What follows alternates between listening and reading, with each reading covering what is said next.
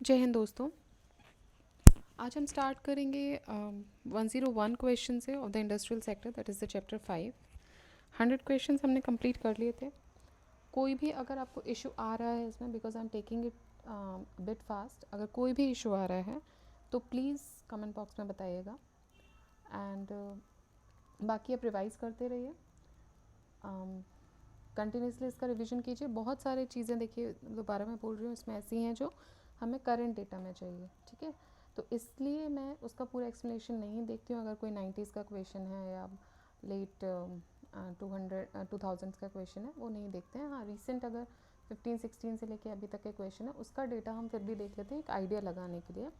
बाकी हमें recent datas की ही इसमें ज़रूरत है। ऑलराइट, सो देखते हैं question number 101 without any further delay. So in India the public sector is most dominant in, public sector सबसे ज़्यादा डोमिनेंट इनमें से किस में है? ठीक है, steel production, organise term lending, financial institutions, transport या कमर्शियल बैंकिंग। तो इनमें से कमर्शियल बैंकिंग में सबसे ज़्यादा डोमिनेंट है। Among the given option, public sector is most dominant in commercial banking in India. 1991 में public sector banks accounted for 90% of the banking sector in India.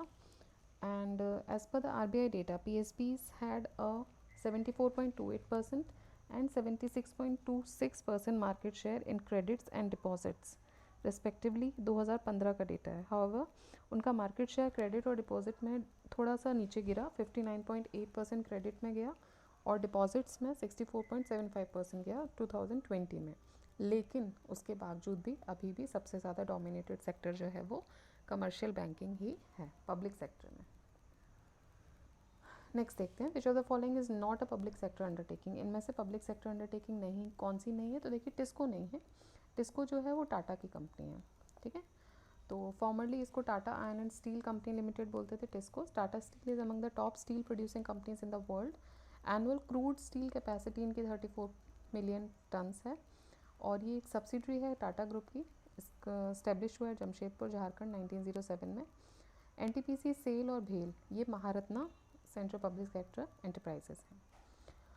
Which is not a public sector enterprise? भेल है, ordnance factory Jabalpur है, alkaloid factory Neemuch है, leather factory Gwalior में जो है वो public sector enterprise नहीं है, ठीक है।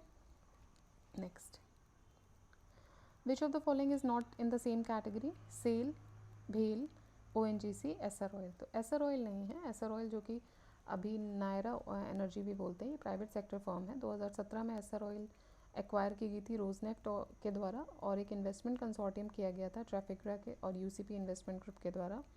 नायरा एनर्जी की रैंक 31st है in the Fortune list of India 500 list in 2021, जबकि सेल, भेल और ओएनजीसी पब्लिक सेक्टर कंपनीज हैं। The government holding in BPCL is, अब ये पूछ रहे हैं government holding in BPCL, IAS 2003 का क्वेश्चन है। तो उस समय पब्लिक होल्डिंग इसकी थी 50 to 60% के बीच में। बीपीसीएल, जिसको भारत पेट्रोलियम बोलते हैं, is among the top leading oil companies in India and it is under the ownership of Ministry of Petroleum and Natural Gas. Government of India, government's share in Bharat Petroleum Corporation Limited was 66.2% उस समय, while present में अगर हम देखेंगे तो 52.98% है। तो अभी का जो आंसर होगा वो भी सी ही होगा, बिकॉज 50 to 60 के बीच में है। लेकिन अगर 50 से कम हो जाता है तो डी आंसर हो जाएगा इसका, ठीक है। Next, which of the following are the public sector undertakings of government of India? तो public sector undertakings government of India की कौन कौन सी हैं? Balmer Lawrie and company limited, dredging corporation of India, educational consultants of India limited. तो इसमें से देखिए, पब्लिक सेक्टर जो है वो Balmer Lawrie and Lawrie company limited, ये एक मिनी रत्ना है और पब्लिक सेक्टर एंटरप्राइज है under the ministry of petroleum and natural gas. Dredging corporation जो है वो स्टैब्लिश हुआ था 1976 में ड्रेजिंग सर्विसेज देने के लिए in the major ports of country in India as a public sector enterprises. November 2017 में गवर्नमेंट ने इसका प्राइवेटाइजेशन अप्रूव किया एंड इन 2018 डीसीआई ने अपना कंसोर्टियम 4 मेजर पोर्ट्स का हैंड ओवर कर दिया था, ठीक है। तो अभी एक प्राइवेट सेक्टर कंपनी है। क्वेश्चन पीरियड में आंसर डी था क्योंकि तीनों ही पब्लिक सेक्टर कंपनीज थे। Educational consultants of India limited, ये एक पब्लिक सेक्टर कंपनी है। इसको पहले एजुकेशन कंसल्टेंट्स इंडिया लिमिटेड बोला जाता था, अब ईडीसीआईएल लिमिटेड है, ओके। ये एक पब्लिक सेक्टर अंडरटेकिंग है इंडिया में under the administrative control of ministry of education. ये इनकॉर्पोरेट की गई थी 1981 में। ये अभी मिनी रत्ना कैटेगरी में आती है। Next question, which among the following are in the private sector? Bongaigaon refinery, Bangalore refinery, Haldia refinery, Essar oil limited. ठीक है, तो देखिए अगर क्वेश्चन की बात करें जिस समय पूछा गया 98 में, तो C could be the correct option 2 and 4। लेकिन अभी देखें तो सिर्फ एसआर ऑयल जो है वो प्राइवेट सेक्टर है, जबकि बॉनगैन रिफाइनरी, हल्दिया और मंगलौर ये पब्लिक सेक्टर है। मंगलौर रिफाइनरी एंड पेट्रोकेमिकल्स जो है ये एक सब्सिडरी है ओएनजीसी का सिंस मार्च 2003। स्टेब्लिश हुआ था 1987 में मंगलौर में as a joint venture oil refinery promoted by HPCL. तब ये जॉइंट वेंचर था, एक पब्लिक सेक्टर कंपनी है एचपीसीएल एंड आयरल and associates AV Birla group के द्वारा। Haldia refinery is one of the 2 refineries of Indian oil group companies producing lube oil base stocks LOBS, और ये कमीशन हुई थी 1975 में।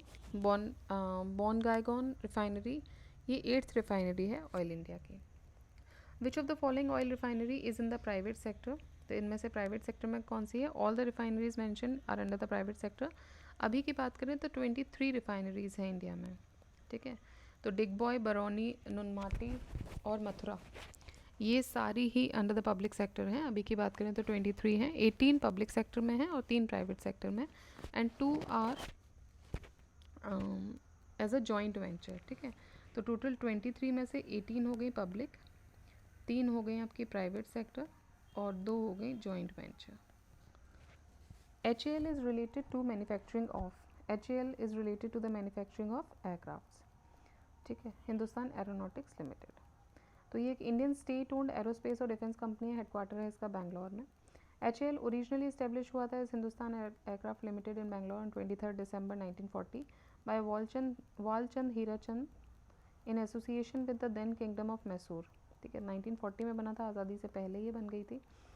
1947 में जो इस मैनेजमेंट था इसका वो पास ओवर किया गया गवर्नमेंट ऑफ इंडिया को। It was restructured as Hindustan aeronautics limited on 1 October 1964। तो इसको पहले नाम था इसका हिंदुस्तान एयरक्राफ्ट लिमिटेड, बाद में इसका नाम पड़ा हिंदुस्तान एरोनॉटिक्स लिमिटेड, और मेनली रिलेटेड है मैन्युफैक्चरिंग ऑफ एयरक्राफ्ट से। विच of the following is related with the field of electricity generation? Electricity generation के फील्ड से रिलेटेड है NHPC। Among the given option NHPC is related with electricity generation. NHPC erstwhile national hydro electric corporation एक mini ratna है, category 1 CPSE है, और ये largest organisation बन गई है हाइड्रो पावर डेवलपमेंट के लिए इंडिया में। Capabilities to undertake all the activities from conceptualization to commissioning in relation to setting up of hydro products. NHPC has also diversified in the field of solar and wind power. Next question, the development of tourism and hotel industry in India is the function of development of tourism and hotel industry। ठीक है, ये किसके अंदर आता है? ITDC के अंदर। ITDC आया था अक्टूबर 1966 में, और ये एक प्राइम मूवर है in the progressive development, promotion and expansion of tourism and hotel industry. As on March 31, 2021 share holding जो है गवर्नमेंट ऑफ इंडिया की ITDC में वो 87.03% है।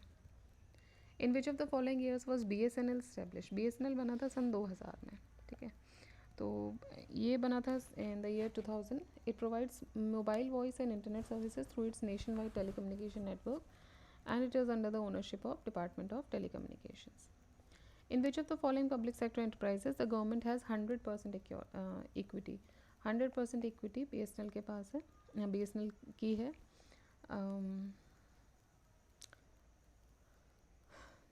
ठीक है, नेक्स्ट देखते हैं, which among the following was not the profit making central public sector enterprise during 13-14? तो देखिए 13-14 के टाइम पे BSNL नहीं था profit making. When the question was asked and as per the data of the year 2018-19 among the given option, only BSNL was not in profit making position.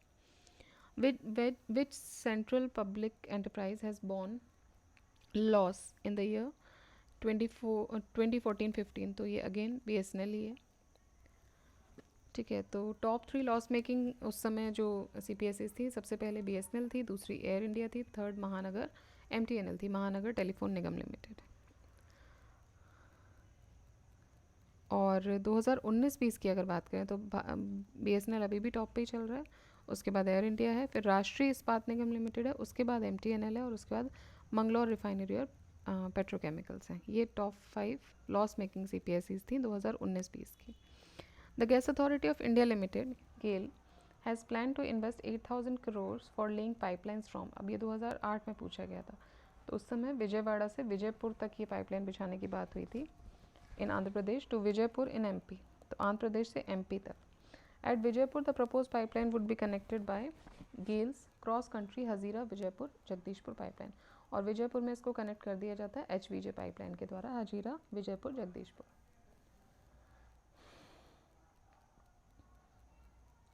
ठीक है, तो prices जो थे पेट्रोल और diesel के वो मार्केट डिटरमाइंड होते थे by government with effect from 26 June 2010 and 19 October 2014 respectively. सबसे public sector oil marketing companies जो हैं they take the appropriate decision to on pricing of petrol and diesel in line with their international product prices, exchange rate, tax structure, inland freight and other cost elements. Since 2017 जो oil marketing companies थी they have been following daily price revision, तो 2017 से oil marketing companies daily price revision करती हैं, dynamic pricing चलती है इसमें, under which the prices of petrol and diesel are revised based on 15-day average of the product prices every morning।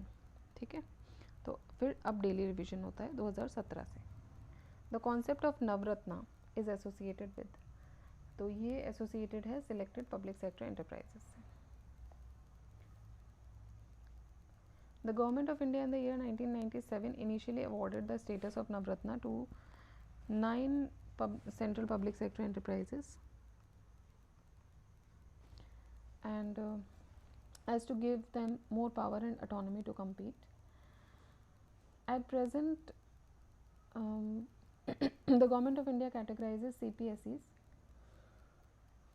under 3 categories: Mini Ratna, Navratna and Maharatna। ये किस पे based होती है? टर्नओवर पे based होती है, उसके अलावा नेट वर्थ, नेट प्रॉफिट जो भी एनुअल बेसिस पे होता है उन पे ये बेस्ड होती है। ठीक है, next, which of the following does not enjoy Maharatna status? ये February 2013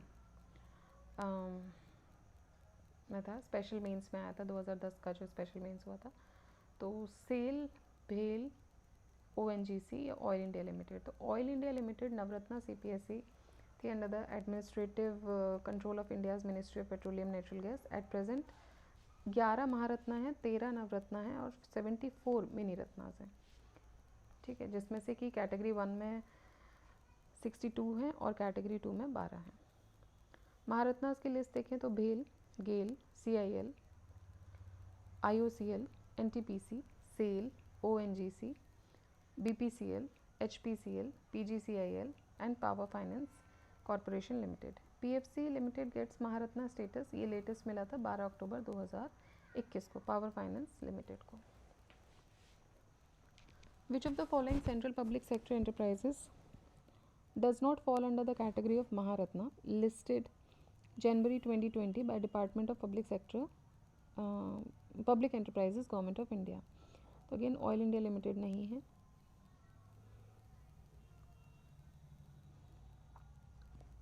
In the financial year 2010-11, the Government of India announced a Maharatna scheme for giving more autonomy and power to some of its Navratna। कौन नहीं है? Again oil India नहीं है। Which of the following Indian public sector undertaking has not received the Maharatna status given to 4 Navratna companies? तो cell, देखिए BEL नहीं है इसमें,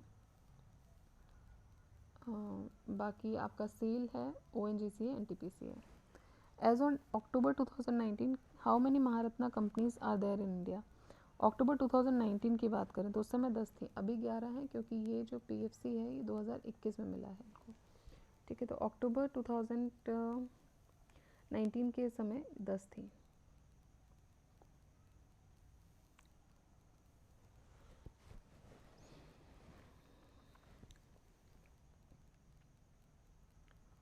Which of the following is included in Navratna?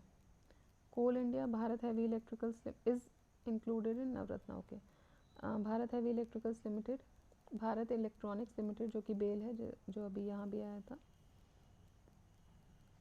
और gas authority of India. तो ये तीनों तो महारत्ना में है। बाकी नवरत्ना की बात करें तो Bharat electronics limited, container corporation CCIL, engineers limited India limited, Hindustan aeronautics limited, Mahanagar telephone Nigam limited, national aluminium company limited, national building construction corporation limited NDMC, Neyveli lignite corporation limited, oil India limited, Rashtriya Ispat Nigam limited, rural electrification corporation limited and shipping corporation of India limited. Next is the public sector undertaking included in Navratna is, तो इनमें से MTNL Navratna में है, ये दोनों महारत्ना में है। Which of the following public sector undertakings has not been accorded the status of Navratna, तो इंडियन एल्यूमिनियम कंपनी लिमिटेड को नहीं मिला है, पावर ग्रिड कॉरपोरेशन रूरल को, स्टील अथॉरिटी, 3 को मिला है। Has not been according the status of Navratna. देखिए सेल तो इनफैक्ट उसमें आ जाएगी आपकी महारत्ना, और पावर ग्रिड को भी मिल गया है महारत्ना का 2021 में, ये आ जाएगी नवरत्ना में। ठीक, next, which of the following aluminium companies has been given Navratna status by the government of India, तो ये मिला था नाल्को को। National aluminium company limited was establish in 1981, registered office है इसका भुवनेश्वर में। नवरत्ना कंपनी है, इंटीग्रेटेड और डाइवर्सिफाइड ऑपरेशंस हैं इसके माइनिंग, मेटल और पावर में under ministry of mines. Presently government of India ने 51.28% इक्विटी होल्ड की है नाल्को में। What was the maximum amount which has been provided as financial autonomy? What was the maximum amount which has been provided as financial autonomy by Ministry of Heavy Industries and Public Enterprises of Union Government to the Mini Ratna Category 1? तो ये है 500 करोड़, ये 2011 का question है। Next देखते हैं, 6 more public sector undertakings have been accorded the status of Mini Ratna by Government of India. Choose the one which is not included amongst them from following. Mini Ratna इनमें से किसको नहीं मिला है, तो भारत संचार निगम लिमिटेड, इंडियन टेलीफोन इंडस्ट्रीज़ को नहीं मिला है, हिंदुस्तान लेटेक्स, राष्ट्रीय इस्पात, इनको मिला हुआ है।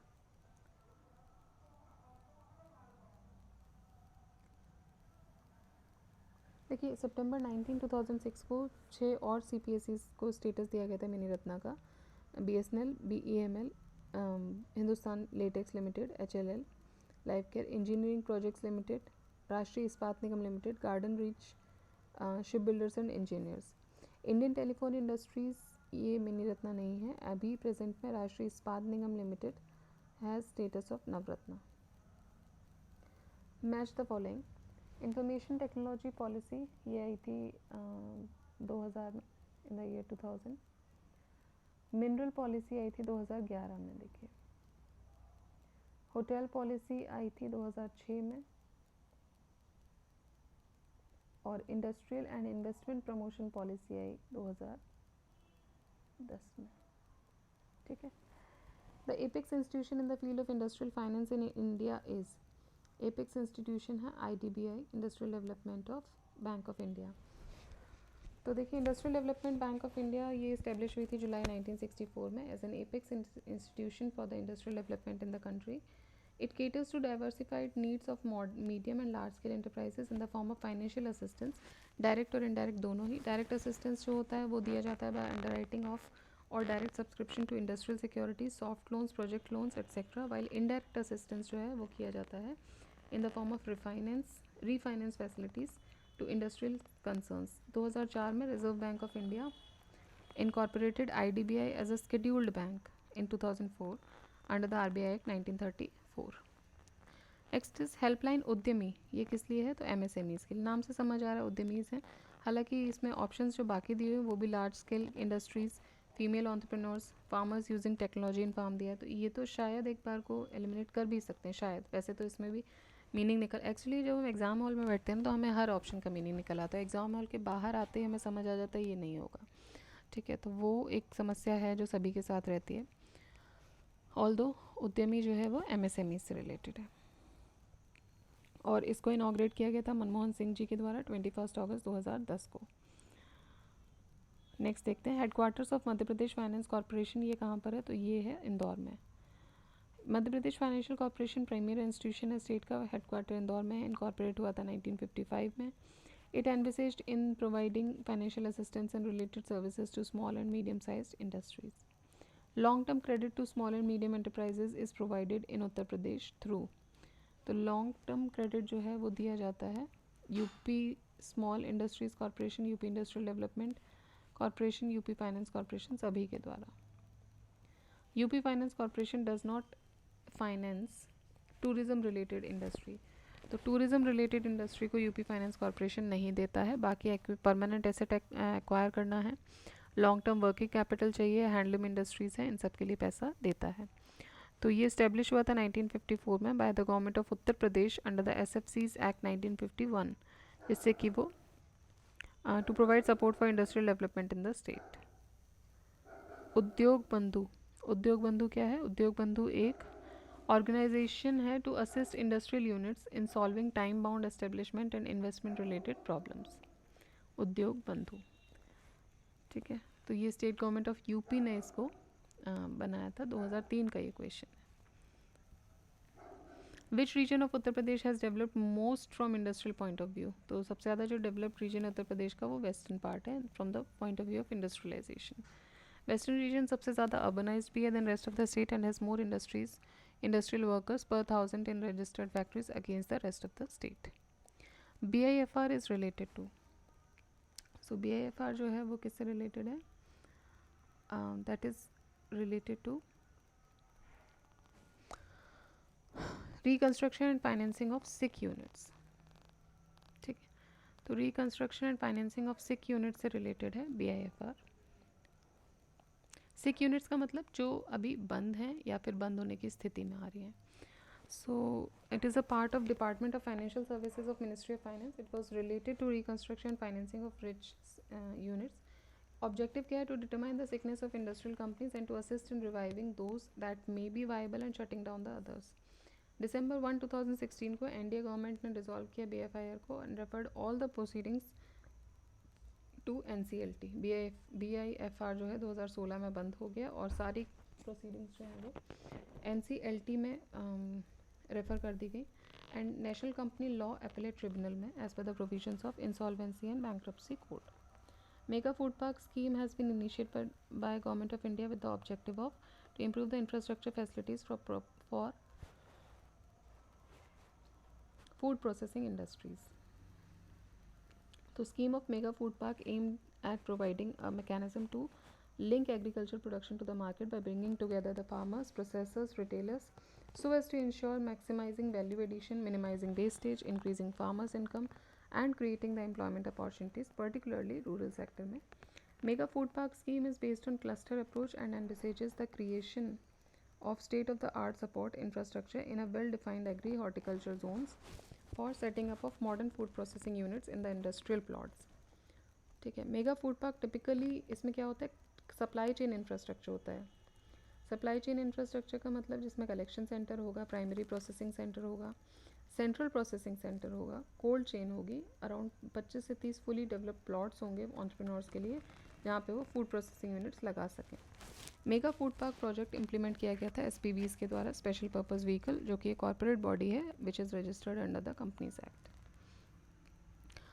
With what purpose is the government of India promoting the concept of mega food parks, क्या क्या इनका पर्पज़ है, to provide good infrastructure facilities for the food processing industry, to increase the processing of perishable items and reduce the wastage, to provide emerging and eco-friendly food processing technologies to entrepreneurs। देखिए technologies की बात नहीं की इन्होंने, ठीक है, तो B option हो जाएगा।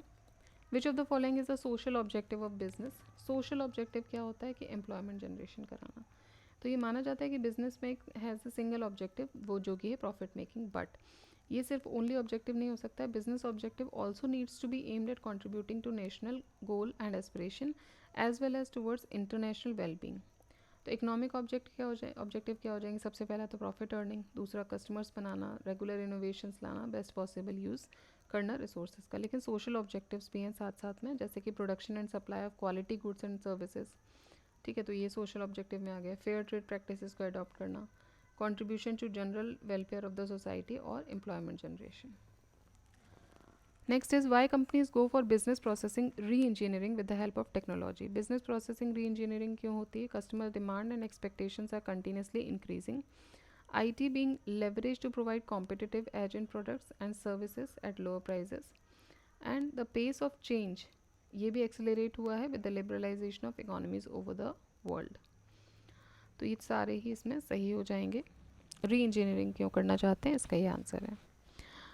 So business process re-engineering is the act of recreating a core business process with the goal of improving product quality, output, or reducing the cost. At present, the pace of change has accelerated with the liberalization of economies world over, and customers' demand and expectations are continuously increasing.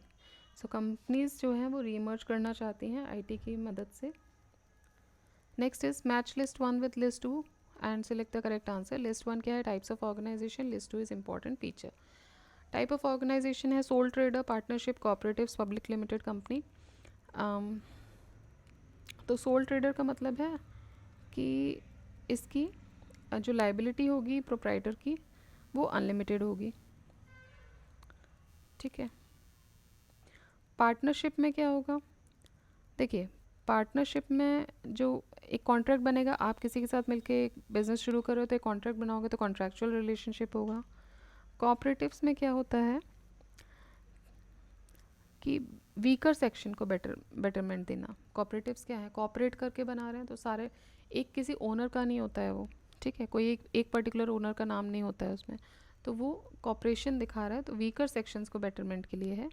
And public limited companies जो हैं large number of risk bearers होते हैं,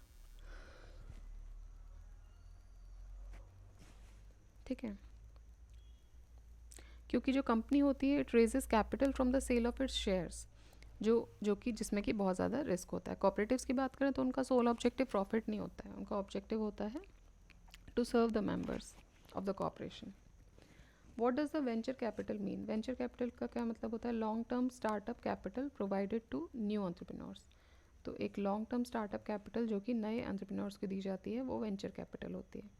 ये private equity की तरह होती है and a type of financing that investors provide to startup companies and small businesses that are believed to have long-term growth potential. Venture capital generally comes from well-off investors, investment banks and any other financial institutions. इसीलिए venture capital long-term initial capital है जो कि provide की जाती है entrepreneurs को। तो याद रखिएगा long-term initial capital है ये।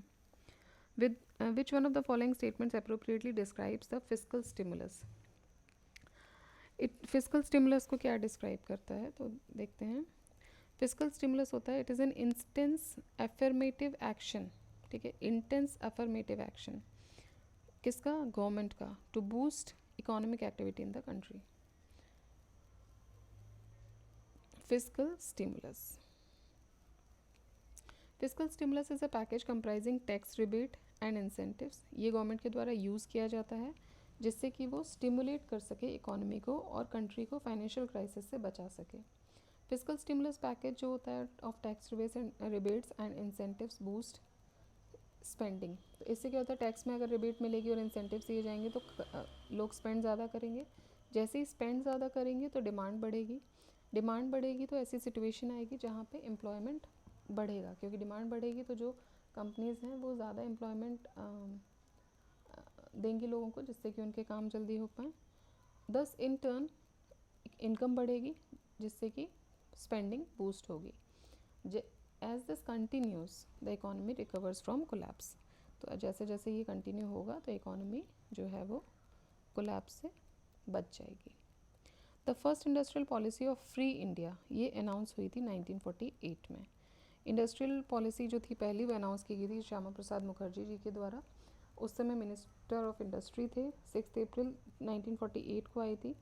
This outlined the approach to industrial growth and development and it emphasized the importance of the economy securing a continuous increase in production and ensuring its equitable distribution. It made clear that India is going to have a mixed economic model. Concept of joint sector for industrial development of India was envisaged in Industrial Policy Resolution of. तो joint sector की बात जो है वो आई थी 1956 में. India की second industrial policy जो आई थी वो नेहरू जी के द्वारा 1956 में अप्रैल में रखी गई पार्लियामेंट के सामने. जो मेन ऑब्जेक्टिव था वो था set up the industrial growth rate and for its acceleration industrialisation was needed. The priorities of this policy includes accelerating the industrial process, expanding the public and cooperative sectors, bringing equality in distribution of wealth and income, and to prevent the monopolistic tendency in this sector. तो ये सारे इसके objective थे. Joint sector का जो concept था harmonious industrial development, ये इस पॉलिसी में आया था. जॉइंट सेक्टर वो envisaged as something in between the public and the private sector, जिसमें कि स्टेट जो है वो एक्टिवली पार्टिसिपेट कर सकता है मैनेजमेंट में, कंट्रोल में और डिसीजन मेकिंग में. Next is the licensing policy for industries Drew strength from. तो ये इनको स्ट्रेंथ मिलती है इंडस्ट्रीज एक्ट 1951 से. Licensing policy for industries Drew strength from the industries Development and Regulation Act 1951. The main objective of the act are to empower the government to make necessary steps for the regulation and development of important industries, to implement the industrial policy, to regulate the pattern and direction of industrial development, to control the activities, performance and results of industrial undertakings in the public interest. A system of licensing is introduced under the Act to regulate planning and future development of any undertaking on sound and balance lines and may be deemed expedient in the opinion of the central government. ठीक है. Next देखते हैं. In India liberal industrial policy was adopted in the year. तो India में liberal industrial policy किस साल में adopt की गई थी? तो ये की गई थी 1991 में. Long awaited liberalise industrial policy announce की गई थी गवर्नमेंट के द्वारा 1991 में in the mids of severe economic instability in the country. Objective था to raise the efficiency and accelerate the economic growth. लेकिन नेक्स्ट क्वेश्चन है असर्शन रीजनिंग का. असर्शन ये है कि many industries in India have obtained ISR 9001 and 9002 certification in the recent past because there has been considerable liberalization in the licensing policy of Government of India. तो देखिए ए तो सही है but considerable liberalisation in licensing policy, ये वाला statement गलत बता रहे हैं. ब्यूरो ऑफ इंडियन स्टैंडर्ड्स ने सर्टिफाई किया था बहुत सारी इंडस्ट्रीज़ को 9001 और 2002 से, which are based on international quality control standards. Licensing system has been liberalised for newly adopted industrial policy on 24 July 1981. Therefore reason assertion both are correct but reason इसका गलत है.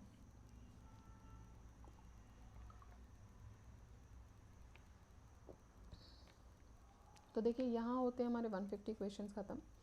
हम 10 क्वेश्चंस और करेंगे. 60 क्वेश्चंस का एक स्लॉट बना लेते हैं. तो अराउंड 40 to 45 मिनट्स का ही वीडियो बन रहा है अभी. ठीक है.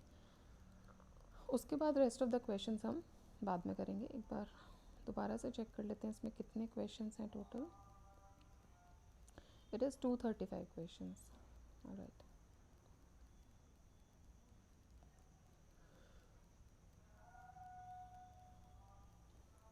चलिए चैप्टर्स इन्होंने काफ़ी बड़े मैक्रो बेसिस पे इसका जो ये बनाया है बट वो भी ठीक है. It is easy to read and easily इसमें आपको पता चल जाता है कि ब्रॉड सेक्टर्स बना दी इंडस्ट्रियल. ठीक है. तो अब देखते हैं 151. According to 1991 industrial policy the number of industries for which licensing was necessary वो कितनी थी? तो वो 18 इंडस्ट्रीज़ थी. ठीक है. अभी की बात करें तो सिर्फ 5 इंडस्ट्री हैं जिनको कंपलसरी लाइसेंसिंग चाहिए. उस समय 18 चाहिए था. 5 कौन कौन सी हैं? Electronic, aerospace and defence equipment, industrial explosive including detonating fuses, safety fuses, gunpowder, nitrocellulose and matches, cigars and cigarettes of tobacco and manufacturing tobacco substitutes, cigars and cigarettes of tobacco and manufacturing tobacco substitutes, specified hazardous chemicals, and distillation of brewing of alcoholic drinks. As per the Supreme Court order of 1997, it is now under the jurisdiction of states. In addition to above, licensing is also required for non-MSME unit manufacturing items reserve for MSME. ठीक है, तो इनके लिए licensing allowed वो sorry compulsory है। The number of industries for which industrial licensing is required as has now been reduce to, तो अभी उस समय जो था 6 थी, और ये बात है 97 का क्वेश्चन है। ठीक है, तो 18 से 6 पे तो तभी आ गई थी, अभी 5 है। The policy of LPG liberalisation, privatisation and globalisation was announced as a new economic policy by the prime minister Narasimha Rao. The industrial policy 91 was criticized on a number of points. Which of the following was not one of them? तो neglect of agriculture sector ये इनमें से नहीं था। Industrial policy 1991 को criticise किया गया है बहुत सारे पॉइंट्स पे, कुछ इनमें से हैं जैसे एम्बिगुअस डेवलपमेंट पॉलिसी है ये, बाकी कोई क्लियर पॉलिसी अभी नहीं है इसमें वीक इंडस्ट्रीज़ के लिए। दूसरा ये है कि थ्रेट है ग्लोबल कंपटीशन का। सो इन दिस कंपटीशन ये बोला गया है that Indian companies are compelled to compete with multinational corporation because of liberalisation. Limit of foreign investment in this context concessions and incentives given for promotion to foreign investment, उसको criticise किया गया। बाकी neglect of agriculture sector ये इसमें से नहीं है।